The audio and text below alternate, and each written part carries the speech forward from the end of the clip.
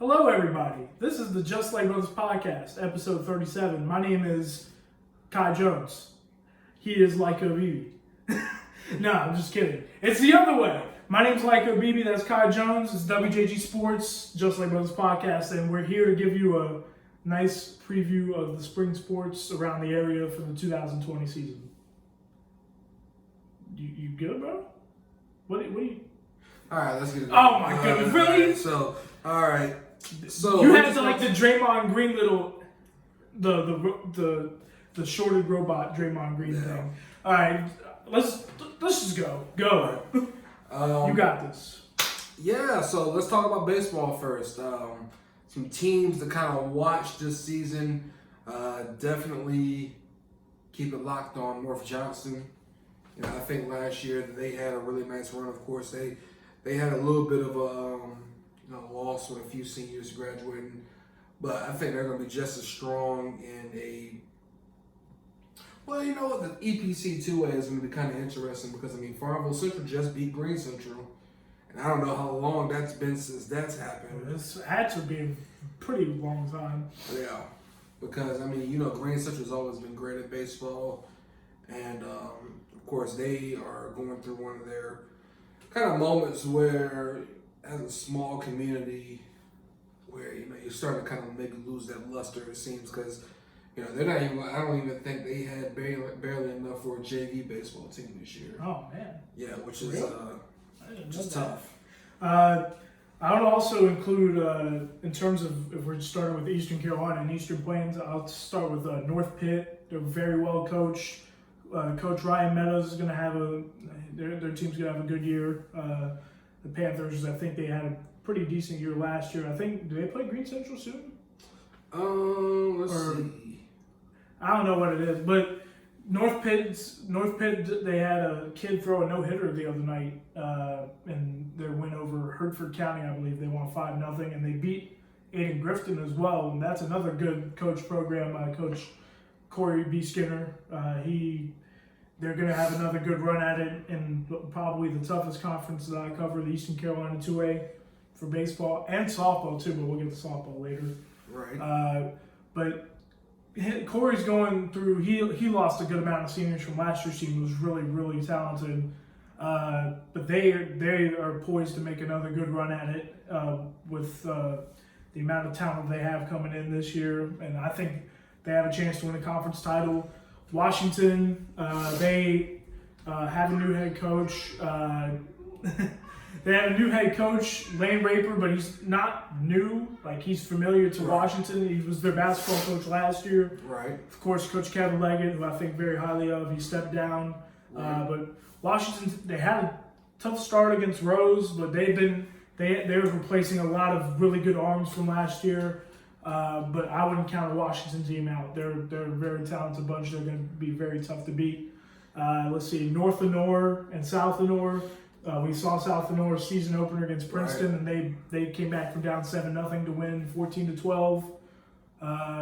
This year they have retooled. They lost a lot of seniors. They're a younger team this year, but Coach David Combs, they're off to a 3-0 start, I believe. Right. Which is really good. I think if they can continue their role, maybe they can make a run into playoff spot.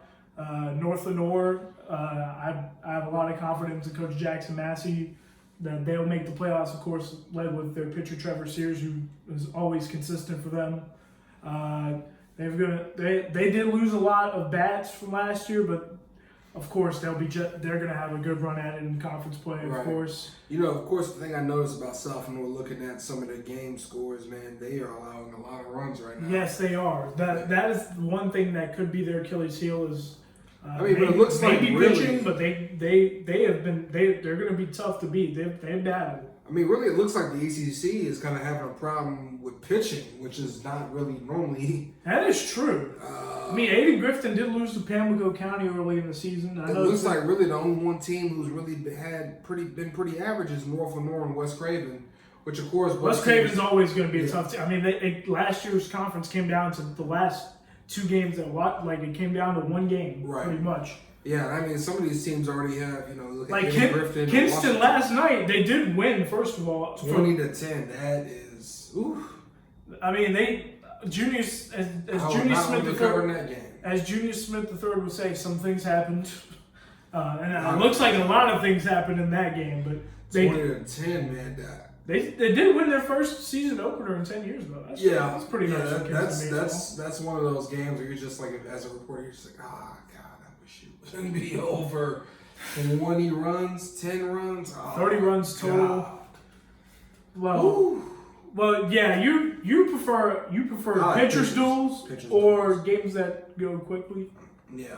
I like a game with action. I always say when I'm reporting on a game, what I want the most out of a game is a quick game, and then a good game.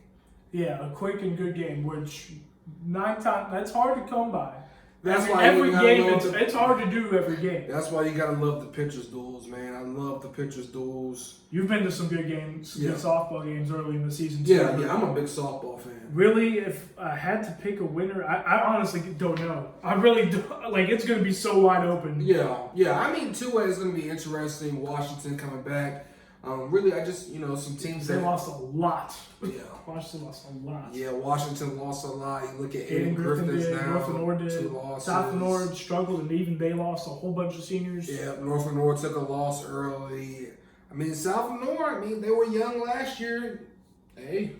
Yeah, they did lose a lot of key players, but they also have, like, John Howard back. Yeah. Caden Knowles pitched really well in the final innings against Princeton, and I think he's going to have to be a big key on the mound for them to have success this year. Seems like they can really swing the bats. I mean, they're 38 runs so far, so I mean, it's going to be all about Swansboro tonight or tomorrow. Well, either way, yeah, they're off to a 3-0 start. Anyway, you want to go to Carolina 1A right quick? Or? Let's talk some more about the EPC. Or EPC? Gotcha. Yeah, right now, of course, North Johnson's just 1-1. Southwest Edgecombe off to a 3-0 start. North Pitt off to a 4-0 start. Nash Central off to a 3-1 start. Nash Central plays Rose tomorrow. That's going to be a good game. Farmville Central off to a 2-1 start. So, I mean, I don't know. Maybe the EPC is going to be really good this year. It wasn't really that good last year. I would think North Pitt would win the conference. I guess that would be my pick. Yeah, I'd pick North Pitt. I'd pick Coach Meadows for sure. Yeah. I definitely got to get out there for a game, of course. But yeah, Southwest Edgecombe and Nash Central are off to really good starts. If Nash Central can pull off something against Rose, Central off to a 2-1 start, that's a big time for them. Yeah, and I don't think they have everybody either. Like, because I think there are some basketball players that do play baseball too, if I remember correctly. Right. But nonetheless, EPC will be a good conference this year, I think. For Bedingfield, Bedingfield's got a new coach, I think. Because the previous one is now Princeton, correct? Right. I mean, Bedingfield, they just deal with so many issues with the way their school system is set up. Really? Well, yeah, I mean, it is kind of like similar to Goldsboro, where they have like the same type of thing. It's not called school of engineering, but it's something else where basically you like an early college. Yeah, early college type program or whatever, and the early college program kids can't actually play sports. But to continue, but they count on to their but to continue, I guess Northside, Pinetown, and Southside, they're going to be interesting this year. I think Northside took a loss to Washington last night, correct? Right. Northside is 1-1. Jones Senior is now 2-1. Jones Senior made the playoffs last year. This shouldn't be a surprise. Yeah. I think highly of Coach Jason Barker. 0-1. Who's Jones Senior beating? If you want to look at that, let's see. Because Jones Seniors last year they made the playoffs. They scraped in as like one of the final seeds, right? Out of a really good Coastal Plains 1A because Tarboro is really good as well. They've beaten Union and Northside Jacksonville. Their only losses to Union as well. Union by 1. Okay, and they play Northside Jacksonville this week again. So honestly, I think Jones Senior. The thing is, they lost a lot of close games last year too, so they're gonna have to win some more this year. I mean, I still think they're gonna be. I think they're gonna have a solid season. It looks like they have a pretty favorable schedule, though. It doesn't seem like. Heck, they can have a really great season. I mean, I only see maybe 4, 5, or 6 losses on here. Yeah, and last year they had the arms to really compete. They just sometimes they haven't gotten to get timely at-bats and stuff like that. But I think that'll be the key. If they can stay patient at the plate and drive the ball opposite field, stick to the principles of baseball, really. I think they'll be just fine, though.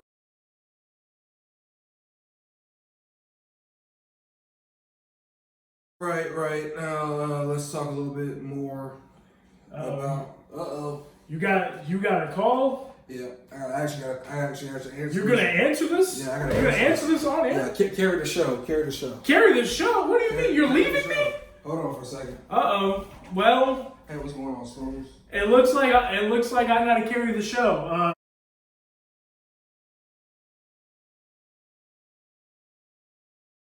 For baseball, of course, like we mentioned, Jones Sr. is going to have a solid year. But I'll transition to Eastern Carolina 3A, 4A right quick. Conley's lost a couple of tough games so far. They lost to Corinth Holders, who we'll talk about later in the show, and they lost to Southern Wayne last night. But they're a younger team this year. Of course, they still have the Little League World Series hero Matthew Mateus on their team, who's a sophomore now, and he's a standout pitcher for them. And I know Coach Jason Mills is going to have a really good season this year. Of course, South Central, I saw them last night. They beat CB Aycock in their conference opener, 9-3, I believe. Aycock is going to have a lot of talent this year. South Central does as well with Xavier Meacham, the NCNT commit. Aycock with Blake Dilda, Noah Overton, and of course Southern Wayne. Like I said, they just beat Conley 15-1, I think, at least according to this. Of course, Southern Wayne, I'm going to see them tonight against Spring Creek. They're both going to be really talented teams. I think they're going to compete very well. I've seen Eastern Wayne already. They beat Triple S 9-4 when I saw them. Of course, Wesley Case, not just good at basketball, good at baseball too. Of course, they've got good pitching.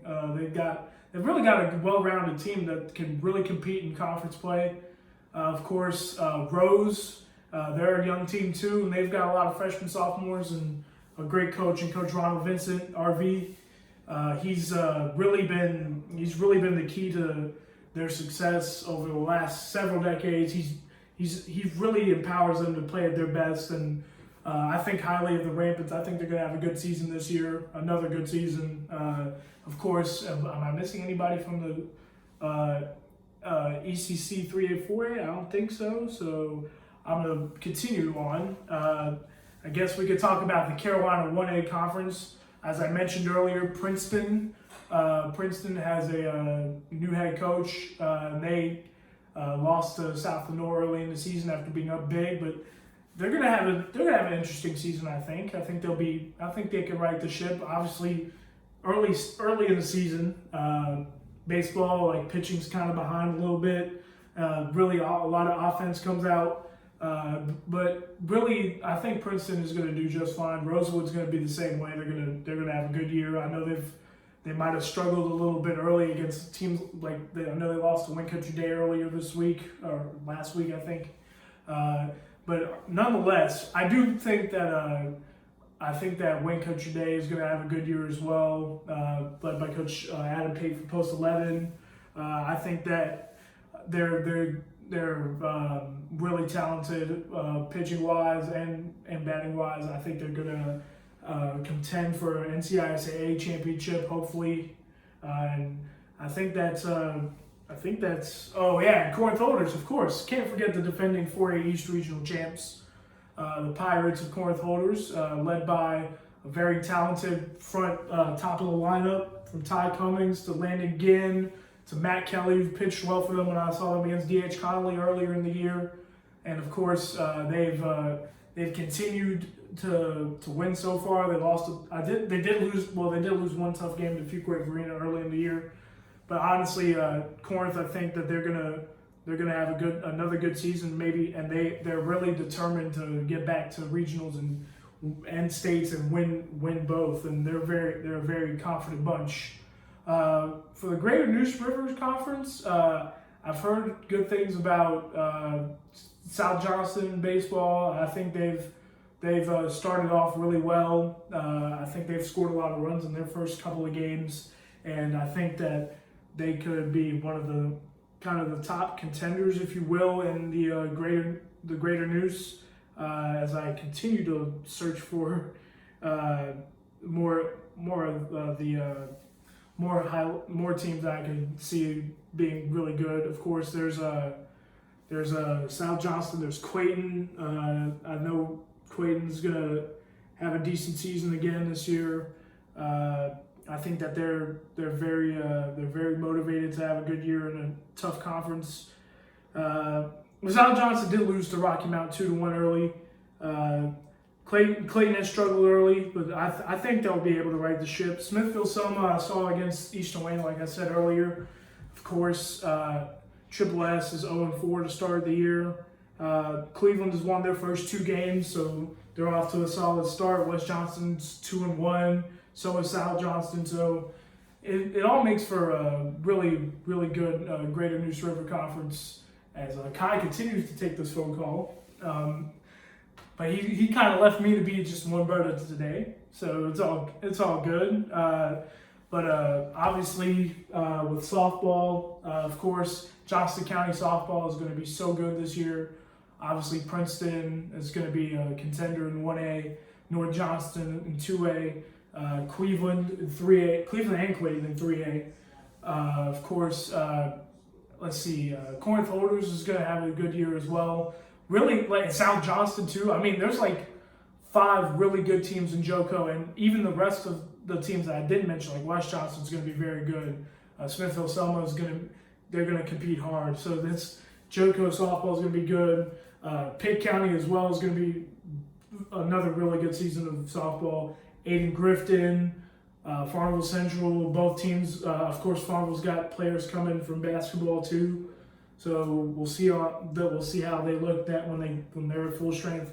Aiden Grifton with Kim Gherkins pitching and hitting and doing everything, and Taylor Bowen, who's played really well, and she just signed with the Methodist, I believe, to play softball. So they're going to be a talented team. Let's see.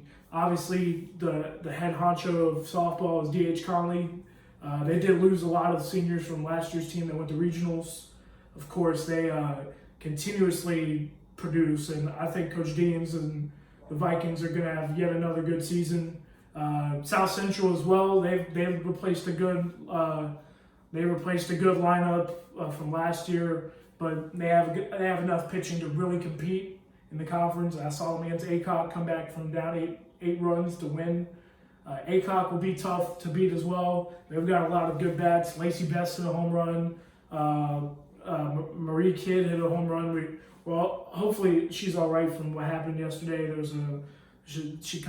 think she collapsed on the field, but she was okay after the game. So luckily that's a good thing, and hopefully she's all right from that. But nonetheless, she pitched really well in the first 4 or 5 innings, and she's going to be a big key to their success this year. Of course, Eastern and Southern Wayne, I haven't gotten to just yet, but I'm going to get to see them at some point very soon. But they're going to be 2 tough teams that will compete hard like they have in like all sports. So I think they're going to be really good. And really, the ECC 3A 4A does come down to Conley for me. I believe that Conley is probably the favorite, but South Central and ACOC can definitely compete. And I forgot about Rose as well. Rose is going to be really talented this year too. So really, ECC 3A, 4A, and New Bern 2 is going to be pretty decent as well. So really, I'm looking forward to softball in my area. Of course, for the ECC 2A, let's see, North Lenore is a little bit different this year. Green Central's also got some new faces. Let's see, South Lenore's with Coach Lisa Smith. They're going to be very talented, another tough team to beat. Of course, Kinston has struggled a lot in softball, but they were able to get a win last year. Hopefully, they can improve and maybe get multiple wins this year. I think that they're competitive, so they're definitely gonna want to win some games. Of course, when it comes to Rosewood softball is going to be good this year. They have a bunch of talent. I'm not sure if I talked about everybody, but Oh yeah, Northside softball as well, and the Coastal Plains 1A. And so is Jones Senior with Coach Jody Turner, who helps with post 43 softball for Lenore County.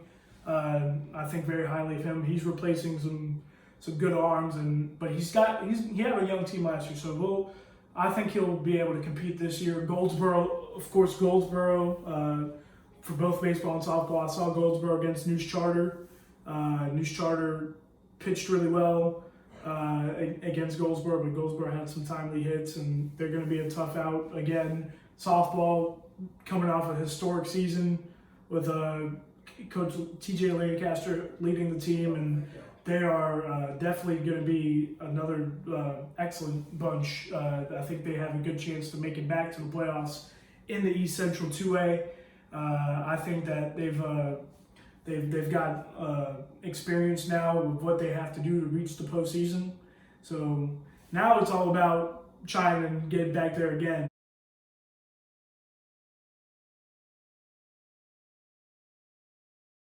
Let's see. Is Kai going to come back? Is he going to come back? Yep, coming back. He's coming back. You had to take an important call. What was the call? Yep, we finished up the last little print on the T-shirts for the WJG Sports Classic.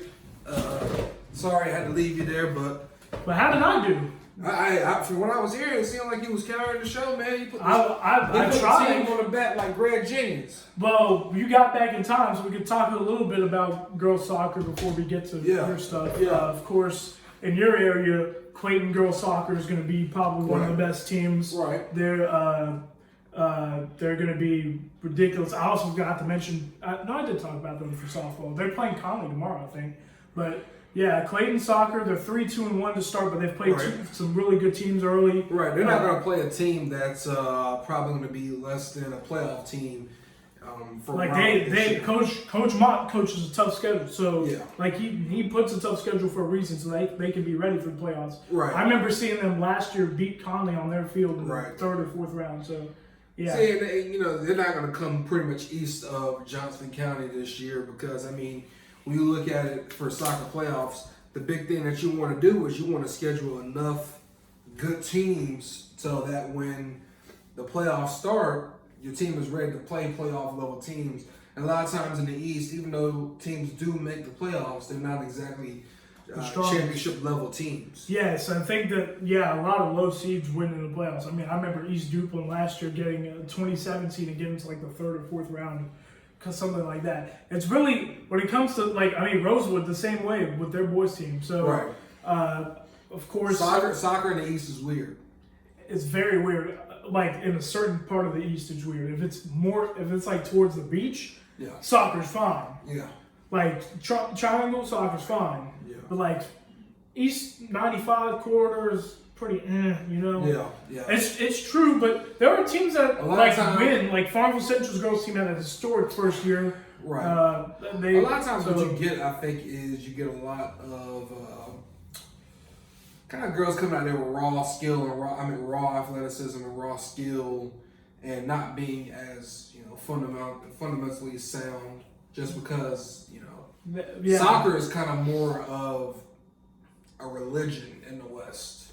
Oh my goodness, soccer's really big. You're from the Triad, so you know. Yes, soccer's really big in the area. Yes, but to continue, you're our local soccer expert here. I try my the best soccer writer east of 95. Well, I bet my bottom dollar on it. He's just gassing me out. But really, the best. Dollar. But in terms of in my area, I said Farmville Central. Obviously, DH Conley is going to be really good again. Like they were last year, I think they were undefeated for a while before losing to Clayton. And then, of course, South Central is going to be interesting this year. I'm really because they beat ACOG 5-0 last night. Right. And I was bouncing around and saw most of all three games. Right. It was just I didn't know all three were playing, but ACOG will be. I'm not sure how good ACOG is going to be. I think they might struggle a little bit with who's in their conference. Rose is always a good program. South Central's gotten better. Conley's obviously, I think, the favorite for me. Yeah. Eastern Wayne's going to be pretty good, I think. Southern Wayne might be a little bit of a struggle. But I think that really Yeah. Conley, I mean, when I I look look at Conley as the at favorite. you know, typically for girls soccer, they've pretty much been the best around here in Wayne County for the most part. Well, Wayne Country, they go soccer. They're decent. Yeah, besides. Well, you're talking about public school teams. Okay, yeah. Yeah. Of course, Spring Creek has always been pretty true. solid as well. Yeah. Rosewood, Coach Maldonado does a great job of putting his team in position to win a lot of games. So yeah, I mean, it's going to be interesting around here. Really, I think the two teams. I think there's going to be 4 teams really to watch. Wayne Country, Princeton, News Charter, North Johnston, Clayton. That's more. I think probably 6. You said okay, yeah. Yeah. Well, I heard Princeton won in the last minute against North Johnston last night, and apparently, what's his name? North Johnston's head coach, Coach Pennington was like VAR. So apparently there was some controversy in Princeton's winning goal, but nonetheless. So what does that mean? VAR? Yeah. VAR is like video assistant referee, but it's not for high school soccer. It's for professional leagues. It's just it's like video review for football. So like, is like he saying, you know how football is with video replay review. So is he saying that like video replay would have said that would have overturned it? Yes, that's what he pretty much said the goal shouldn't have counted. So I have a question here. Why do you think that? No. I was just saying he thought. I'm saying what is it? Like, was it because like I think it was an offside. It might have been an offside call that was missed. It might have been that. Okay, I was gonna say because I mean, a goal is a goal. Like, No. There are decisions that get like the only thing like when it comes to professional soccer, like referees will have a goal line technology watch that will tell you if the ball crossed or not. So like if if it goes off, beep, and he points to the center circle, that's a goal. So that's crazy. So yeah, there's your soccer knowledge for today, Kyle. Yeah, I learned something. When you watch professional soccer and you see a referee point to the watch saying like the goal line technology gave the goal, there you go. So that's that. But let's see. In terms of that's pretty tight. Yeah, it is. Maybe we as a basketball culture can get somebody who can decide 3-pointers. That'd be, yeah, instead of just like. Yeah. But of course, I think Southside girls soccer is also going to be decent this year, like they were last year. Yeah, I think there's going to be a lot of decent teams. I don't think like in terms Spring of Creek girls will soccer, probably be interesting to watch. They've got off to a tough start though. Even though they won their first 2 games. North and South Lenore are a little bit down because they lost a lot of really good players. Yeah. Green Central lost Alyssa Keats. Of course, she's now at Pfeiffer playing goalie. Right. So they're trying to right the ship. But in my area, I really feel like Conley is the best team because they have their goalkeeper Maeve English, who's going to ECU next year. She's a very talented player. The good Arundel Parrot squad. Oh yes, that's right. I forgot about Parrot. How did I forget about the defending champs? They were the only team at Parrot that hadn't won a state title when they finally did this past year. They got off to a tough start. Parrot basketball won a state title? No, I said no, previously, but not like recently. Oh, okay. Like in terms of because I remember Coach Matt Beeman telling me about this and Coach Shiver Person. They said that the girls soccer team was like the only banner that was missing. So they went out and did it last year. Obviously, it was a historic moment for them, and they deserved that moment. They got off to a tough start against Wake Christian, 4A team. They lost 5-1, but then they came back the other night and beat Fayetteville Academy 3-2. So obviously, Coach Person has raved about his team. He has got a lot of talented players, and most of that team from last year is back, plus a few that didn't even play in the last couple of years. So. They're gonna be scary. Yeah. They're gonna be scary good. Yeah. But in terms of the spring sports preview, you've got to listen to me rant and rave about baseball and softball. Did you want to add anything to that? No, I think you handled it pretty well from everything I could hear from there. I'll try to talk to my printer real quick. But like he mentioned, those are for shirts, correct? Yeah. All right, so they'll be on sale. Yeah. How much will they be cost? $20 at the door where your wife will be handling the box. So, Yeah. So WJG Sports Classic. I don't know if you know this, but it's this Sunday. Yeah, it's this You better Sunday. be there. It's at Wayne Country Day, Doors- Goldsboro, North Carolina. Doors open at 2:30. Who's gonna be in it? Lots of people. We getting coaches too, right? Yeah. It's for academic qualifiers, prospects from around the area and Right. even surrounding areas. I heard you got some additions as well Right. to trickle in late. So we are really, really excited for it. And Yeah. Kai's done a great job getting everything ready for it. I've kind of sat here and be like, but of course, the other thing that I wanted to talk about today was the GNRC All Conference that kind of caused the stir. Let's first preface it by saying these were not our choices. This was decided by the coaches of the Greater Neuse River 3A Conference. Man, I have never seen people get so upset over all conference. Like literally nobody really cares about all conference. Like all conference doesn't even matter. Like you know how they pick all conference for the most part? Every school gets a set number and then coaches hand them out to who they want to have them. That is how it is decided. For the most part, yes. For the most part, that is how most leagues choose to do it because supposedly the coaches don't have time to be able to go and actually do a vote of who should be on the all-conference team. So, with that being said, I don't understand the whole point of berating kids about, this kid couldn't start on our JV. I didn't like that either. Yeah, because I saw that comment. I didn't like it. Yeah, no, I mean, it is what it is. Like, it's funny. I'm not gonna lie, it was pretty funny because That's true. It was kind of funny. Yeah, I mean, it is funny. It wasn't right. I think it's funny because it's just like shocking because you'll never have people like the one thing I can admire about them is they actually came out and just went full out on it. They were straight up. They pulled up. They pulled up from half court. You know what I hate? He said 3. You know what I hate that I see on Twitter right now? All the AAU coaches talking about the Snakes, the shoe circuit teams. Put the name out there then. Say who it is. Since they're we need IG names, baby. Yeah, say the name. We need Twitter names, baby. Like if you go, we need the receipts. If somebody's a snake and they're really doing stuff that is wrong, then say it so the kids don't buy into it, or at least so that coaches know who's out here doing it. But instead, it's just, oh, y'all better watch out for these snakes, these shoe programs. No, put the name out there. What's the reason to hide? Anyway, but back to the actual GNRC thing. Before you continue, that's just a lot of people are just mad at things today. Like I tweeted this morning, what are we crying about today? Because we seem to cry about something every single day about this whole thing. Anyway, let's continue. But I mean, with the Greater Neuse River thing, it's already been established that the rules are in the GNRC that every team gets at least one all-conference player. So, guess what? Smithfield, they hand theirs out. West Johnson, they hand theirs out. Cleveland got one. Personally, I think Trey Fields is definitely all-conference.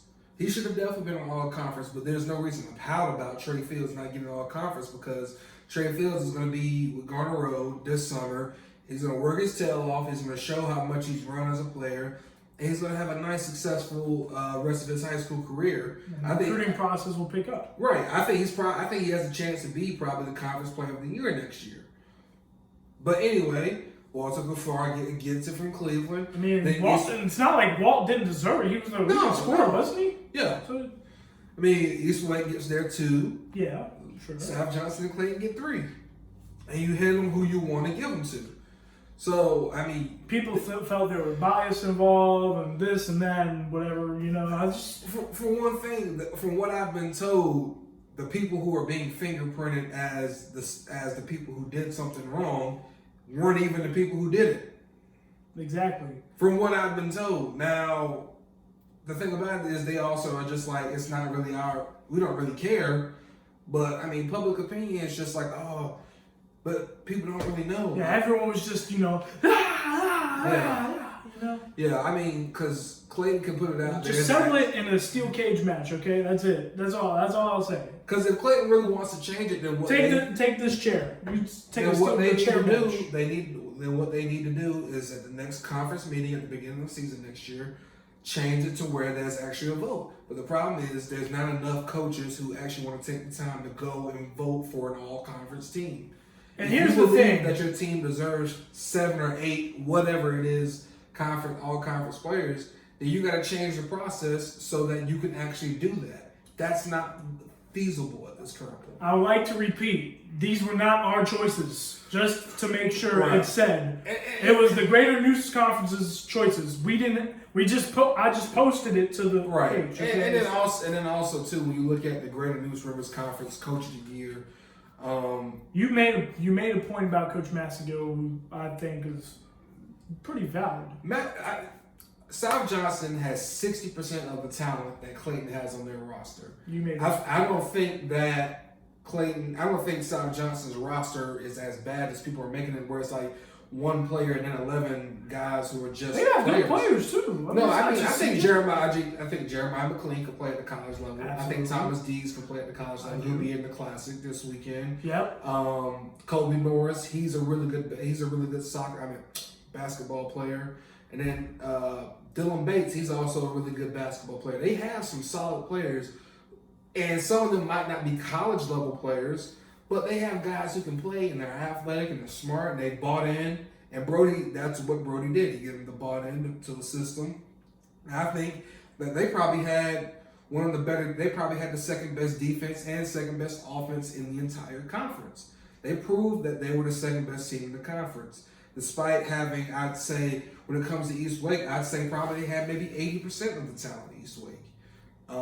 They had maybe 60% of Clayton. Cleveland, I don't think they had as talented a roster as Cleveland, but they got over Cleveland and East Wake. So with that, I mean, it's easy to give it to Brody. I mean, he took a roster that was maybe the 4th best talent and got it to the second best team in the conference. While Denny, you can look at it and say, he got all these guys to buy into this thing, made it to the didn't go, and in fairness to them, they went as far as, teams went as far as they could go. The problem is the Coach of the Year thing is done before the playoffs. So you don't really know exactly how far Clayton was going to go. You don't really know exactly how far South Johnson was going to go. Okay, so this voting was done. Oh yeah, that's right. You did. It's done after the conference tournament. The conference tournament didn't finish, but they still got together, voted on it. So, with that being said, looking at it from afar, maybe Brody did do a better coaching job in the regular season as far as being able to get his guys to buy in. Maximize what he had. Exactly. And I don't think Mellon didn't not maximize what he had. I think he got the most out of his team for the most part. Yeah, I do too. I mean, you could say maybe there was some things you could have did different at Westover, but at the same time, I think he did a great coaching job for what he had. He got a team to buy in with so much talent. To the 4th round of the playoffs. Games. Yeah. 4th round of the playoffs, sectional champs. He did a great coaching job. I would have probably went co-coaches of the year for those two. But at the same time, it's also not like I don't think necessarily he was robbed. No. And I don't think the Coach of the Year matters that much. I mean, I really don't think these awards in general matter that much. Awards don't matter. You know what happens after these awards are decided? Nothing. You get a plaque, you get a trophy maybe. And nobody writes down who was the player of the year in 2012. Nobody writes it down and keeps that except for high school team maybe. But of course, honestly, when it comes to player of the year as well, it's kind of the same situation. I mean, when it comes to player of the year, BJ got Kevin Durant. You remember how, when Kevin Durant joined Golden State, and everyone said, "Hey, you can't be MVP because you play with another top 5 player in your league." BJ plays with another top 5 player in his league. Mason Rush is a top 5 player in that league. You could say he's probably higher. He's probably 4th. Yeah. I mean, and then we look at it. 3 players: BJ, CJ, Javon Mercer. BJ led the league in scoring and rebounds. CJ was on the top team in the conference. Right. CJ was probably, I think, 2nd in points and 3rd in rebounding. I think Javon was 3rd in points, 2nd in rebounding. So is it And when you look at what CJ has to do with his team, he has to play 1 through 5. He has to guard the best player on the other team most nights. He's got to be the defensive focal point every single night. BJ didn't have to do that because his team was so good. BJ could afford a night off, like he did against Cleveland, had 8 points. There's nothing wrong with having 8 points and you win. Sometimes that's what you got to do. Sometimes when the defense is designed to stop you. If CJ Ray has 8 points, 9 times out of 10, Sal Johnson probably lose that game. So it's one of those things where BJ probably had better stats than he does than CJ and Javon, but at the same time, he also didn't need to have big stats every single night. So it's one of those things where perception can be really tough. Yes, I think that it's not going to change anything about what we know about all these kids. We know they're all talented hoopers. BJ is going to have so much success. You don't even have to say it all that kind. It's just simple as this. It's not that serious. Yeah, I mean, relax. BJ is going to have so much It's just success. a plaque. It's not going to do it. It's not going to do anything to you. Yeah, it's not going to get up and be like, I don't know. Yeah, no, CJ. I mean, winning the Greater News Rivers Conference Player of the Year 2 times in a row doesn't do anything for CJ except for it gives him a nice thing to put on the college website wherever he goes, and it's something to put on his resume when you start talking about great players that came out of Joko in general. Look, BJ is going to be a high major player. He's probably going to be one of the best players that ever walked through Clayton High School. Maybe arguably. Well, actually, never mind. Gary Clark. Never mind. Yeah, my fault. Gary Clark. My fault, Gary. Sorry, GC was disgusting. My bad. Gary Clark. See, I'm still trying to remember things. I'm still learning. I'm sorry. Sorry, Gary Clark. But anyway, definitely second or third, right? He's definitely going to be up there. Okay. I mean, Clayton's had a lot of good basketball players roll through. But yeah, that's a really bad miss on that part. Yeah. But BJ is going to have he's a high major player. He is an all-timer at Clayton. He's a like you said, he already has Big Ten offers. Yeah, and really what he got out of Clayton in his 1 year that he's going to be able to play at Clayton is he got a community that supported him, helped him grow as a young man, helped him mature, helped him be a better That's leader, the one thing I've liked about BJ. It's his maturity throughout the season. Right. At first, I wasn't sure. I'm not gonna lie to you. Yeah. As the season went on, he really started to get it. Yeah. He started to buy in. He started to do little things especially even against Westover when he was a struggle in the first half. He did little things. He rebounded. He played really good defense, like you said. Block shots. So. He became a lot better as the weeks went on. And he proved that he's one of the best players in the state. He is. Just without a doubt. He's first team all district. CJ was third team all district. But the problem is when you start talking about that's just looking at numbers. When you start looking at versus impact. The NCBCA does a good job with those, but it's also about the numbers, how good your team did, and who nominates you. Right. And that's the thing. CJ, for what he did for that team, you could easily say he deserved it. I don't think anyone has said that he didn't, but it's just the fact of people are saying BJ deserved it more. Yeah, and maybe he did. Maybe so, yes. But I think he did. I think so too. But I mean, I felt the same way last year when Anthony Kelso didn't get the conference player of the year. Yeah, man. But his case was a lot worse though because he was on the 4th or 5th place team versus BJ, of course, was the actual conference champion. But still, BJ is going to go off, have a great basketball career. CJ is going to go off, have a great basketball career. He's going to be in the class. And we're all going to forget. Yeah, you're all going to forget this. Exactly. And you say you're not going to. Oh, yes, you are. You're going to forget. Yeah, nobody's going to remember this. Who cares? It's just another thing for people to be angry at for no reason. Yeah, that's Twitter, though. Because Twitter. I love the passion from the comments fan base, though. I love it. Passion, PASHUN, passion. That's what. It's not the regular passion. It's like a song. Passion. It's PASHUN. Okay. Yes, that should be the title of this episode. Okay. PASHUN. Yeah, PASHUN. I just had to make sure I got the spelling of that because that is the actual spelling of this type of passion. Yeah. nonetheless, that was just, obviously, we did talk about all district, of course, seeing all 3 Farmville kids and Dontrez Styles and Even Keyshawn. Keyshawn, saw him. Honestly, it gets you thinking with all the districts and how they do teams. Man, so the kids that he has around here are just special, aren't they? Yeah. I put District 3. I put my money on District 3. If they had like all district showdown where each district. Look, there's some tough ones. District 7 is tough. District 5 is tough. Yeah. District 1's pretty decent too. They're really good. District 3 though, tough. District 3, man. X and Wesley Case on your 3rd team. Whew.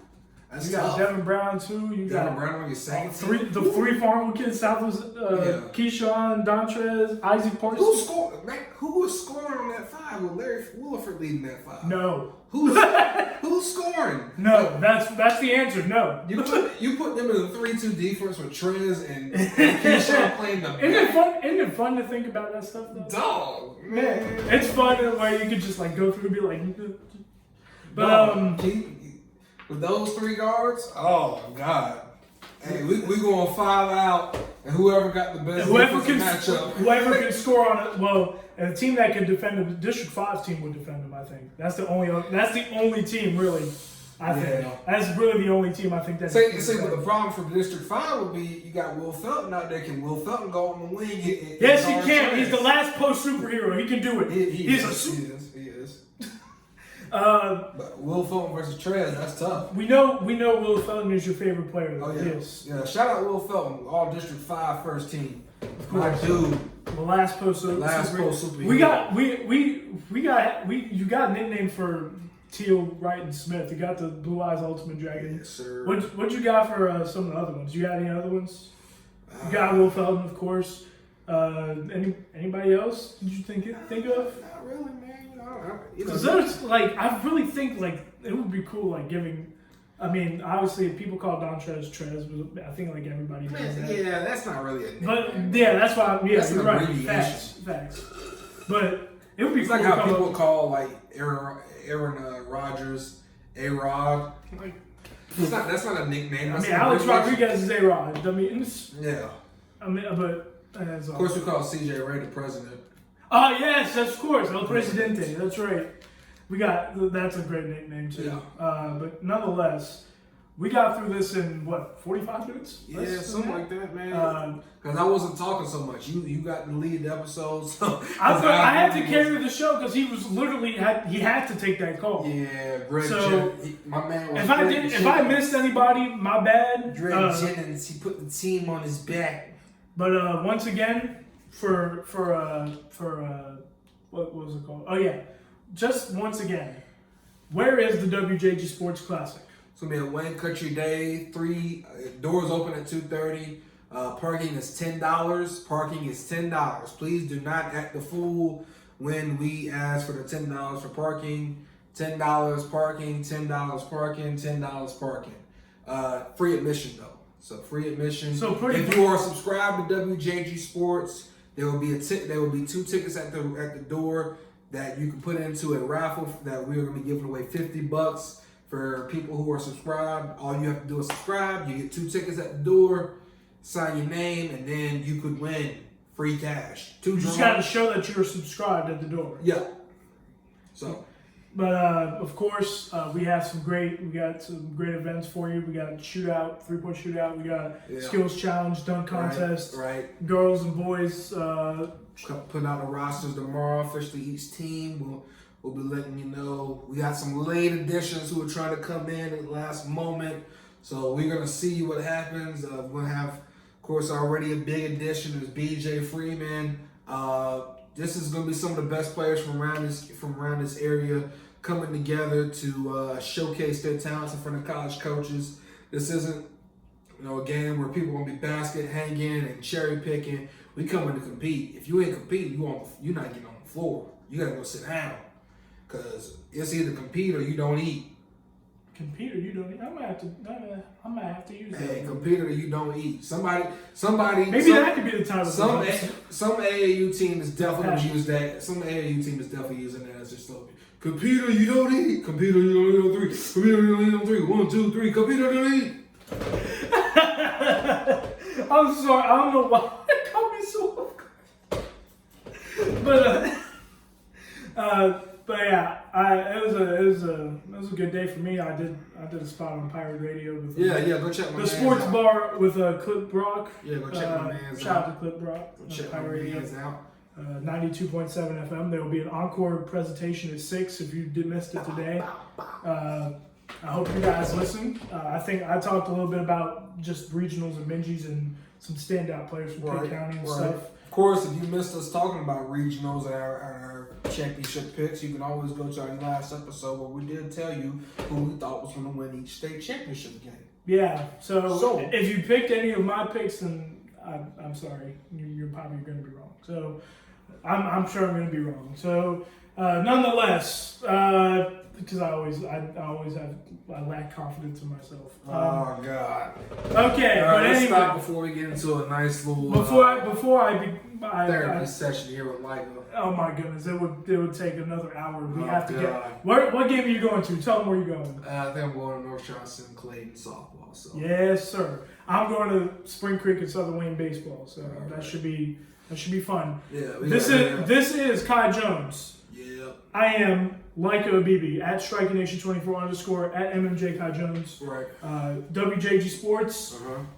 is on all social media platforms. Mm-hmm. Twitter, Instagram. You know where to find us, right? Yes, So sir. we shall see you again sometime soon. And peace out.